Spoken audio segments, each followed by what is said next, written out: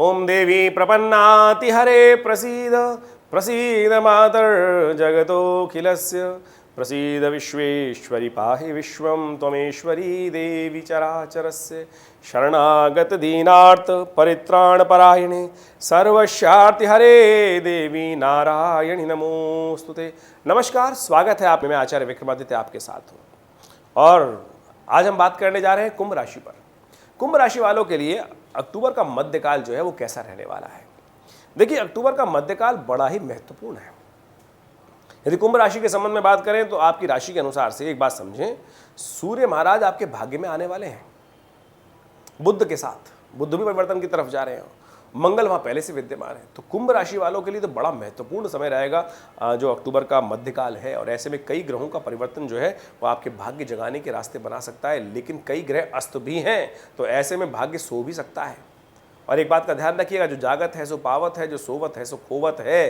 तो यानी ग्रह अस्त होने का कारण से आपकी भाग्य में जाकर आप सोते रहे और भाग्य आए, दरवाजा खटखटा के चला जाए, ऐसा भी योग बन सकता है। और ये अक्टूबर का जो महीना है, आश्विन का महीना चल रहा है। आश्विन के महीने में बड़े महत्वपूर्ण समय रहते हैं। कहा जाता है जो भक्त तटस्थ रहते हुए, जागृत रहते हुए भगवती की आराधना कर लेते हैं, क्योंकि नवरात्र भी इसमें आते हैं। साथ साथ आपके पूर्वजों के प्रति, आपके पितरों के निमित्त जो कर्म किया जाता है, श्राद्ध भी इसी में विद्यमान रहते हैं। कई लोग सोते रहते हैं, अरे कुछ नहीं है, सब बकवास है। उनका भाग्य आता है, खटखटा के चला जाता है। परमात्मा अपना कार्य हमेशा करते हैं, खटखटाते ज़रूर हैं, लेकिन हम सोते रहते हैं। लेकिन जो तटस्थ है, और आपके भाग्य में इस वक्त विशेष तौर पर समझाने का हम प्रयास करें, मंगल भाग्य में बैठे हैं, कुंभ राशि वालों अस्त हैं, केतु अस्त हैं, बुध आएंगे वो भी अस्त हैं, सूर्य आएंगे वो भी क्षीण हो जाएंगे। तो आपको जगाने की ज़रूरत है। रास्ता हम आपको दिखा रहे हैं, यदि आप समझ गए तो बहुत सुंदर तरीके से भाग्य को जगाने का रास्ता बना सकते हैं। क्योंकि सूर्य ही अकेले वहाँ पर सब प्रकार से भाग्य को जगाने का प्रयास कर सकते हैं, लेकिन उसके लिए आवश्यकता है सही स्वरूप में जागते हुए कार्य करने की। तो ये समझ लीजिए क्या कुछ होने के योग हैं, कैसे रहेंगे, क्या प्रकार के योग बनेंगे, वो सब हम आपके समक्ष पूरे समस्त भेद उपस्थित करते हैं। देखिए, आश्विन का महीना चल रहा है। आश्विन के महीने में सबसे पहले क्या है, 5 शनिवार पड़ रहे हैं। ये शनिवार 5 पड़ना किसी मास में शास्त्र के अनुसार से कहा जाता है कि भूकंप आने के योग बनते हैं, महती धरती जो है वो हिलने के योग बनाती है, साथ साथ विस्फोटक योग बनते हैं, युद्ध के योग बनते हैं।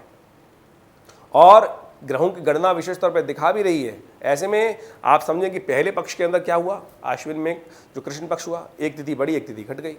तो ऐसे में जो बाजार का भाव है वो थोड़ा सा परिवर्तनशील होता है, डगमगाता रहता है। कुछ बढ़ते हैं, कुछ घटते हैं, बार बार घटते हैं, बार बार बढ़ते हैं। इस प्रकार के योग बनते दिखाई दे रहे हैं। तो जो लोग स्पेकुलेशन वाले बिजनेस में हैं, भाव के बिजनेस में हैं, उनको बहुत ध्यान से काम करने की ज़रूरत है।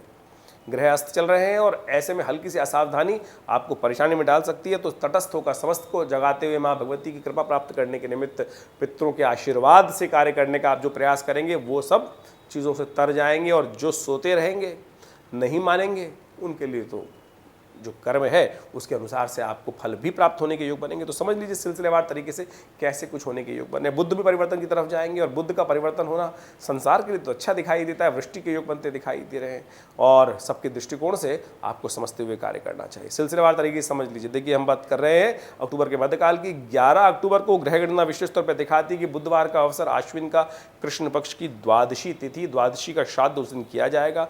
ग्रह योग के दृष्टिकोण से आपके लिए समय अनुकूल बना हुआ है और कहीं ना कहीं लाभ की मार्ग पर सोचते हैं। केवल गुस्से को कंट्रोल करने का आपको प्रयास करना है। बेकार की बातों में थोड़ी एंजाइटी बढ़ती रहेगी। नया संपर्क स्थापित हो सकता है। नया संपर्क स्थापित जो हो रहा है उसको एनकैश करने के लिए आपको प्रयास करना चाहिए। ग्रह योग साफ साफ तरीके से दिखा रहे हैं। बुधवार का अवसर है, गणेश जी का स्तवन करें, आपके लिए शुभ होगा। भगवान विष्णु की उपासना करें, भगवान विष्णु को तुलसी दल अर्पित करें, आपके लिए शुभ होने के योग बनेंगे। 12 तारीख की बात करें, 12 अक्टूबर को बृहस्पतिवार का अवसर, त्रयोदशी तिथि, और ग्रहों का योग परिवर्तन की तरफ होगा और वो परिवर्तन बड़ा महत्वपूर्ण रहेगा आपके लिए। आपको समझते हुए कार्य करने का प्रयास करना चाहिए। सुबह का समय आपके लिए बड़ा अनुकूल है, शाम का समय थोड़ा सा भारी दिखाई देता है। स्वास्थ्य का भी ध्यान रखें, इमोशंस का भी ध्यान रखें। थोड़े से वीक हो सकते हैं इमोशंस, थोड़ा सा आपके अंदर थोड़ी सी कमजोरी आती दिखाई दे रही है उस समय में। तो शाम के समय ठीक करने के लिए क्या किया जाए, क्योंकि चंद्रमा तो यहाँ पे 3 दिन रुकने वाले हैं कन्या राशि में जब जाएंगे। तो क्या कर सकते हैं आप, शाम का मुहूर्त बड़ा सुंदर है, प्रदोष है, साथ साथ मासिक शिवरात्रि भी है। और प्रदोष कौन सा है, गुरु प्रदोष है। ऐसे में इच्छू रस से भगवान शिव का अभिषेक करना आपके लिए बड़ा कल्याणकारी रहेगा। गन्ने के रस से प्रदोष काल में सूर्यास्त होने के बाद जब करीब करीब 40 मिनट का समय हो, ये प्रदोष काल है। ऐसे में शिवरात्रि भी रहेगी मासिक, और भगवान का सुंदर स्तवन करें, अभिषेक करें, रुद्र अष्टाध्यायी का पाठ करें। नमस्ते रुद्र मन्ये वो तोताई खवे नमः बाहुभ्याम उतते नमः जाते रुद्र शिवा तनूर घोरा पापिका शनि। इस प्रकार से संपूर्ण रूप से दुर्गा इसका शुद्री का पाठ करते हुए सुंदर स्तवन करना, ओम नमः शिवाय का जप करके कर लीजिए, कल्याण होने के योग बनेंगे। 13 तारीख को ग्रह गणना विशेष तौर पर दिखा रही है कि उस दिन शुक्रवार का अवसर, चतुर्दशी तिथि, और थोड़ा सा ग्रह भारी है, थोड़ा सा ध्यान रखने की ज़रूरत है। उसके लिए चतुर्दशी का श्राद्ध उस दिन किया जाएगा, शुक्रवार का अवसर है। इनको ठीक करने के लिए क्या किया जाएगा, उपाय हम आपको बता रहे हैं। गाय के बछड़े का पूजन, गौशाला में जाकर गाय के बछड़े को थोड़ा सा एक काम कीजिए, हरा चारा इत्यादि, आटा इत्यादि, विशेष तौर पे हरा चारा भी दे दें, थोड़ी रोटी खिला दें। ये करके आप अपने ग्रहों को ठीक कर सकते हैं। इस बात को समझ। चतुर्दशी का जिनका पलायन हुआ उनके निमित्त श्राद्ध भी इस दिन किया जाएगा, अवश्य करना चाहिए। और आश्रम पे सुंदर व्यवस्था आपने रखी है विवेकानंद योग आश्रम में। जो लोग श्राद्ध किसी कारण से घर पर नहीं कर पा रहे हैं, वो आश्रम में इन समस्त गतिविधियों का लाभ ले सकते हैं। अपने पितरों के निमित्त गायत्री का यज्ञ, ब्राह्मण भोजन, तर्पण इत्यादि के सुंदर कार्यों को लाभ लेके कार्य कर सकते हैं। 14 तारीख की बात करें तो शनिवार का अवसर, अमावस्या तिथि, भूले बिसरे समस्त पितरों के निमित्त कर्म करने का दिवस। पूरे संपूर्ण वर्ष में यदि समस्त पितरों के निमित्त कार्य करने का कोई सुंदर तिथि हो सकती है तो ये अमावस्या, आश्विन मास की अमावस्या जो है अवश्य करनी चाहिए। आजकल लोग बहुत बुद्धिमान हो गए हैं, बहुत सारे नास्तिक लोगों का सानिध्य आपको प्राप्त हो जाता है, और वो सब आपको हमारे धर्म के प्रति जो ऐसे कार्य हैं जो अत्यज्य कार्य बोले गए, किसी भी स्थिति में त्यागने योग्य नहीं है, वही है ये पितरों का निमित्त कर्म। पुण्य कार्य आप चाहें तो करें, ना करें वो आपके ऊपर है। नहीं करोगे तो नहीं शुभ प्राप्त होगा, इतना ही होगा ना, शुभ फल नहीं प्राप्त होगा। कर्म आपके सुदृढ़ नहीं होंगे तो जैसे है वैसे चलते रहेंगे। लेकिन यदि ये कार्य जो श्राद्ध इत्यादि कार्य नहीं करोगे तो इसका ऋण आपको सांस नहीं लेने देगा, चढ़ता जाएगा चढ़ता जाएगा चढ़ता जाएगा। फिर आप कहते रहो मैं तो कुछ करता ही नहीं, अशुभ कार्य है। अशुभ नहीं करते तो शुभ भी तो नहीं कर रहे आप। ये देख लीजिए ना, जो कार्य हो रहा है तो इस बात को समझते हुए कार्य करें। तो इस दिन सर्वपित्र अमावस्या है, विशेष तौर पर अवश्य समस्त पितरों के निमित्त जो भूले बिसरे हैं, यदि आप नित्यप्रति करते तो बहुत सुंदर तर्पण कर लीजिए, ब्राह्मण भोजन करा दीजिए। तो यही तो अपेक्षा करते हैं आपके पितर, कौन से हजारों रुपये खर्च कराने का प्रयास करते हैं। श्रद्धा का समर्पण है, धन का समर्पण नहीं है। लोग बताते हैं कि भैया कुछ लोग हैं पंडितों के नाम पे गालियां देना शुरू कर देते हैं, पंडित लोग कराते हैं। पंडितों को थोड़ी भोजन कराना है, आप किसी गरीब को भोजन करा दो भाई, करा सको ब्राह्मण को बहुत अच्छी बात है, वो कुछ दे के ही जाएगा आपको। तो अवश्य इस बात का ध्यान रखें कि अपने पितरों के निमित्त तर्पण कार्य जल दे दीजिए, उनको श्रद्धा का समर्पण कर दीजिए। ये बड़ा सुंदर रहेगा, कल्याणकारी योग बनेंगे। तो अवश्य आपके ग्रह योग थोड़े भारी चल रहे हैं, उनको ठीक करने के लिए आपको अवश्य दूध इत्यादि का दान करना चाहिए। ये ग्रह आपके लिए सुंदर योग बनाएंगे। शनिचरी अमावस्या है, अवश्य शनि को भी अनुकूल करने का प्रयास करना चाहिए, क्योंकि शनि इस वक्त वक्री चल रहे हैं, आपकी राशि में चल रहे हैं। तो ऐसे में शनि के निमित्त हनुमान चालीसा का पाठ कर लीजिए, गायत्री का जप कर लीजिए, ये सब शुभ होगा। 15 तारीख की तिथि बहुत ही शुभ है। नवरात्र आरंभ हो रहे हैं, शारदीय नवरात्र आरंभ होंगे और ये सुंदर तिथि रहेगी। परिवर्तन का भाग्य जगाने का अवसर रहेगा और आपके लिए गृह योग की सूचना बड़ी सुंदर है। परिवर्तन का योग बन रहा है।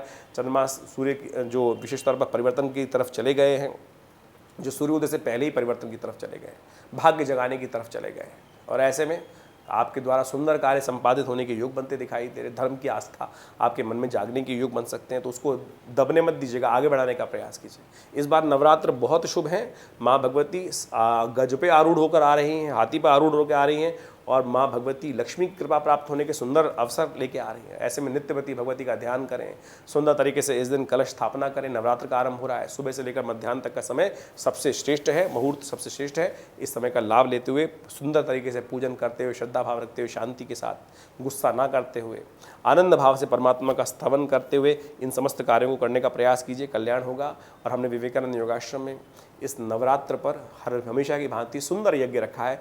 नवरात्र में सहस्त्र चंडी महायज्ञ शाम के समय 6 बजे से लेकर करीब करीब रात्रि में 9 बजे तक माँ भगवती दुर्गा सप्तशती के विभिन्न मंत्रों का, सप्तशती के पूरे 700 मंत्रों का नित्यपति यज्ञ रहेगा। आप सब भी उसमें सम्मिलित हो सकते हैं। और जब भगवती का शिव विग्रह, जो 400 साल पुराना भगवती का शिव विग्रह है, मुल्तान से 1947 में दिल्ली में विवेकानंद योगाश्रम पे पधारा। एक व्यक्ति संदूक में बंद करके कैसे कैसे भारी विपदाओं को सहते हुए लेकर आया, और हमारे पिता आचार्य श्री केशव देव जी ने उन भगवती के चमत्कारी शिव विग्रह को आश्रम में प्रतिष्ठित किया। और तब से नित्यपति यहाँ पर विशेष तौर पर बड़ा विशाल यज्ञ चलता है, हर रोज़ 8 घंटे यज्ञ होता है। इस नवरात्र पे आप भी सादर आमंत्रित हैं उसमें भाग लेने के लिए, कल्याण के योग बनेंगे। 16 तारीख को ग्रह गणना विशेष तौर पर दिखा रही है कि सोमवार का अवसर, द्वितीया तिथि, भगवती ब्रह्मचारिणी देवी की आराधना करने का अवसर, शाम को चंद्र दर्शन रहेगा। ग्रह गणना आपके लिए बड़ी अनुकूल बनी हुई है, धर्मयुक्त तरीके से आप कार्य करते दिखाई दे रहे हैं, भाग्य जागने के योग बन सकते हैं, धन लाभ के अवसर आपको सुंदर प्राप्त हो सकते हैं। यदि आप विशेष तौर पर भगवती कृपा प्राप्त कर लेंगे तो बहुत सुंदर रहेगा। या देवी सर्वभूतेषु लक्ष्मी रूपेण संस्थिता नमस्तस्यै नमस्तस्यै नमस्तस्यै नमो नमः। यह आपके लिए सुंदर उपाय है, इसको अवश्य करने का प्रयास कीजिए। भगवान शिव के मंदिर में जाकर भगवती की पार्वती जी के समक्ष जाकर उनको बिल्वपत्र अर्पित करें, उनके बिल्वपत्र के द्वारा पूजन करें, कल्याण के योग बनेंगे। 17 तारीख को ग्रह गणना विशेष तौर पर दिखा रही है कि इस दिन सूर्य परिवर्तन की तरफ जा रहे हैं, तुला राशि में आ रहे हैं, आपके भाग्य में आ रहे हैं। और ऐसे में इन समस्त ग्रहों को आपको समझ लेना चाहिए। सूर्य तुला राशि में आकर क्षीण हो जाते हैं, कमज़ोर हो जाते हैं, लेकिन भाग्य में आ गए हैं आपके लिए। तो ऐसे में भाग्य को जगाने के लिए कौन से खास उपाय आपको कर लेने चाहिए। सूर्य वहाँ आने के कारण से मंगल भी अस्त हो जाएंगे, बुध भी परिवर्तन की तरफ जाएंगे, वो भी अस्त रहेंगे, केतु वहाँ अस्त चल ही रहे हैं, और आज तो चंद्रमा भी वहाँ विद्यमान है। विशेष तौर पर हम समझ बात करें तो इन सब चीज़ों की ग्रह गणना क्या दिखाएगी आपको, ये सब समझ लेना चाहिए। चंद्रमा का परिवर्तन का योग बनेगा दोपहर के समय में, और ये परिवर्तन आपके लिए अच्छा रहेगा, परिवर्तन का योग बनेगा, लाभ के योग बन सकते हैं। लेकिन सूर्य का जो संक्रांति का योग है अगले दिन बनेगा, तो ऐसे में अन्न का दान करना सबसे शुभ रहेगा। माँ भगवती का तृतीय स्वरूप है चंद्र घंटा स्वरूप, उनका पूजन करें, सिंदूर भगवती को अर्पित करें, लाल पुष्पों की माला भगवती को अर्पित करें। ये समस्त कार्य कर कर आप सुंदर लाभ ले सकते हैं, कष्टों को दूर कर सकते हैं।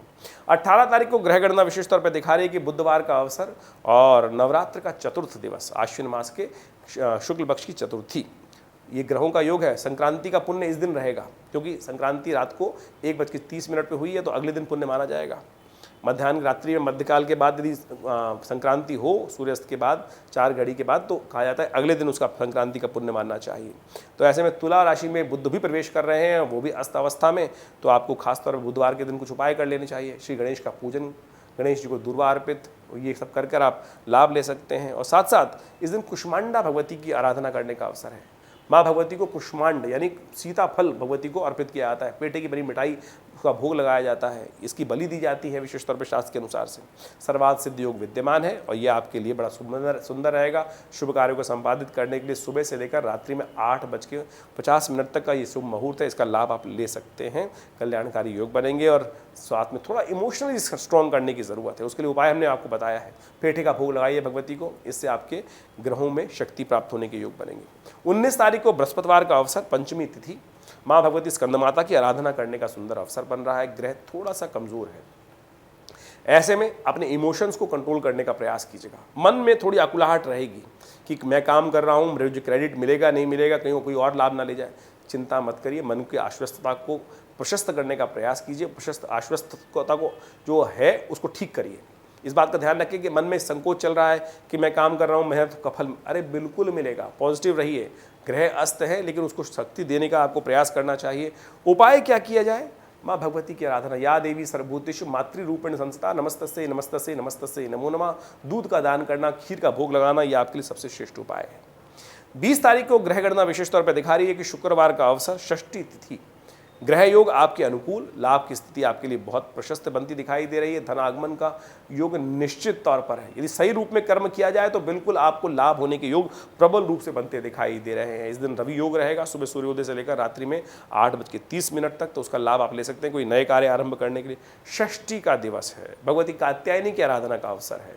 ऐसे माँ भगवती कात्यायनी की आराधना, सर्वमंगल मांगल्ये शिवे सर्वार्थ साधिके शरण्ये त्र्यंबके गौरी नारायणी नमोस्तुते, इस मंत्र का जप करते हुए भगवती को लाल वस्त्र अर्पित करें, भगवती को हलवे का भोग लगाएं।